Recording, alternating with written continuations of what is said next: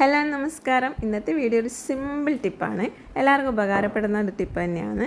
കുരുമുളകിനെ കുറിച്ച് പ്രത്യേകിച്ച് പറയേണ്ട ആവശ്യമൊന്നുമില്ലല്ലോ. കുരുമുളക് എല്ലാവർക്കും അറിയാവുന്ന പോലെ തന്നെ ഒരുപാട് ഔഷധ ഗുണങ്ങളുള്ള ഒരു സുഗന്ധ വ്യഞ്ജനമാണ് കുരുമുളക്.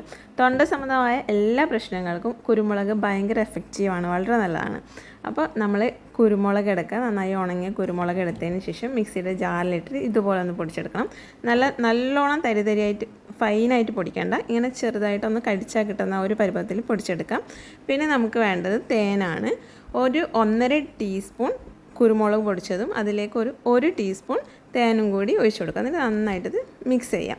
നമുക്ക് കഫ്കെട്ട് ജലദോഷമൊക്കെ ഉണ്ടാകുന്ന സമയത്ത് നമ്മൾ രാത്രി കിടന്നുറക്കുമ്പോൾ അങ്ങനെ കുത്തി ചുമക്കുമല്ലോ, ചുമ നിൽക്കാത്തൊരു സമയം ഉണ്ടാവും രാത്രിയിലൊക്കെ. ആ സമയത്ത് നമുക്കിതൊന്ന് ട്രൈ ചെയ്ത് നോക്കാവുന്നേ ഉള്ളൂ. 100% റിസൾട്ട് കിട്ടും. അപ്പോൾ ഈ ഒരു വീഡിയോ ഇഷ്ടപ്പെട്ടിട്ടുണ്ടെങ്കിൽ തീർച്ചയായിട്ടും ലൈക്ക് ചെയ്യുക, ഷെയർ ചെയ്യുക, കമൻറ്റ് ചെയ്യുക. ഉണ്ടാക്കാൻ പോകുന്ന പനിക്കൂർക്ക ഇല വെച്ചിട്ടുള്ള ഒരു ഐറ്റമാണ്. നമ്മുടെ നാട്ടിൽ ഇതിനെ കൂർക്കച്ചപ്പല എന്ന് പറയും. നിങ്ങളുടെ നാട്ടിൽ എന്താ പറയുന്നതെന്ന് കമൻറ്റ് ചെയ്യണേ.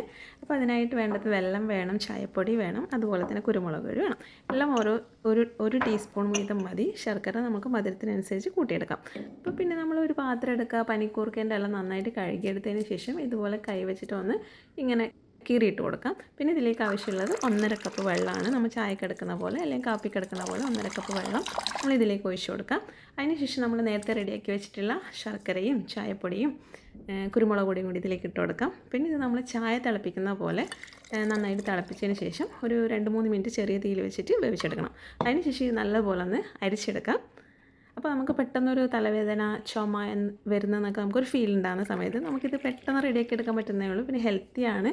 പിന്നെ നമ്മളെ വീട്ടിൽ തന്നെ ഉണ്ടാകുന്ന എപ്പോഴും ഉണ്ടാകുന്ന സാധനങ്ങൾ തന്നെയാണ്. അപ്പോൾ ഈ ഒരു വീഡിയോ ഇഷ്ടപ്പെട്ടിട്ടുണ്ടെങ്കിൽ നിങ്ങൾക്ക് ഉപകാരപ്പെടുത്തുമെന്ന് തോന്നുന്നുണ്ടെങ്കിൽ തീർച്ചയായിട്ടും ലൈക്ക് ചെയ്യാനും ഷെയർ ചെയ്യാനും മറക്കരുത്. Tata, bye bye.